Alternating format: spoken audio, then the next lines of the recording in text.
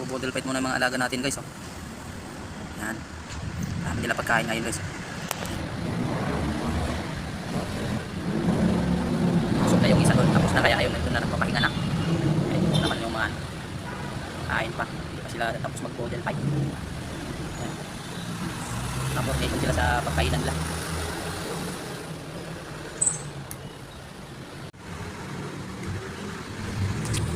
Bodel fight muna guys yung mga ano natin, alaga natin oh. Ayan. Oh. Yung isa ayaw kumain sa inyo guys oh. Ayan sila lang muna yung uubos yung kanilang ano pagkain oh. Ayan oh. Bodel fight muna sila. So itong araw yung ano Christmas party rin nila kaya ayan marami silang pagkain. Ayan guys.